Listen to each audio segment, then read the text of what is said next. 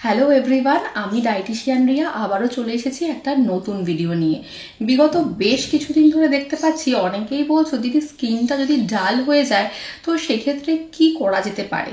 আমি প্রথমেই বলবো যে বাইরে থেকে কোনো জিনিস অ্যাপ্লাই করা তো ঠিক আছে, বাট দামি দামি বেশি প্রোডাক্ট অ্যাপ্লাই করলেই যে মানে খুব সুন্দর স্কিন গ্লো করবে এরকম কখনোই নয়।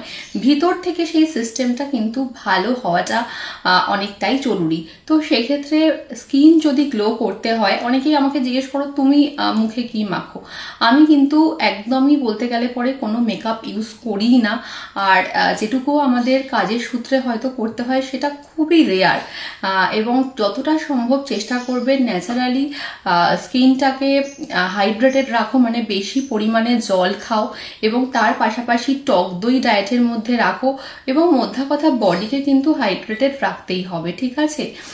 এবং তার পাশাপাশি আমি আজকে যেই রেমেডিটা শেয়ার করে নেব সেটা একটা অ্যাপ্লাই করারই। এবং আমি আরও একটা কথা এখানে মেনশন করব, হেয়ার বলো স্কিন বলো যে কোনো কিছুই বলো না কেন, সেটা ঠিক রাখার জন্য একটা প্রপার ডায়েট প্ল্যান কিন্তু অবশ্যই দরকার। অর্থাৎ আমরা কি খাচ্ছি সেটা কিন্তু অনেকটাই ডিপেন্ড করে।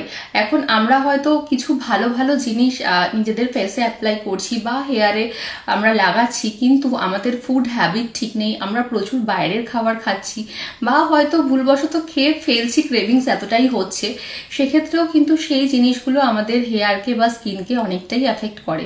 তাছাড়াও আজকালকার দিনে অনেক মানুষদের মধ্যেই হরমোনাল ইমব্যালেন্স, থাইরয়েড, অনেক কিছু ব্যাপার রয়েছে যে জিনিসগুলো কিন্তু আমাদের স্কিন এবং হেয়ারে অনেকটাই এফেক্ট করে।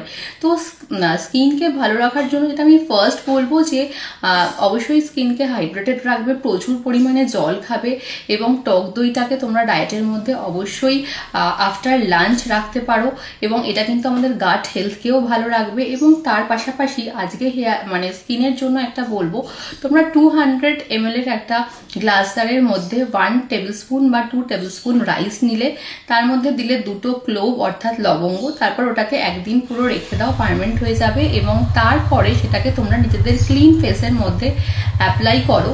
এটা করলে পর কিন্তু তোমাদের স্কিন যে ডাল হয়ে যাচ্ছে এটা কিন্তু অনেকটাই তোমরা এই সমস্যার থেকে মুক্তি পাবে। এবং তার পাশাপাশি যেটা বলবো, একটা হেলদি ফুড হ্যাবিট কিন্তু অবশ্যই মেনটেন করতে হবে, তাহলেই কিন্তু নিজেদের স্কিন খুব ভালো থাকবে।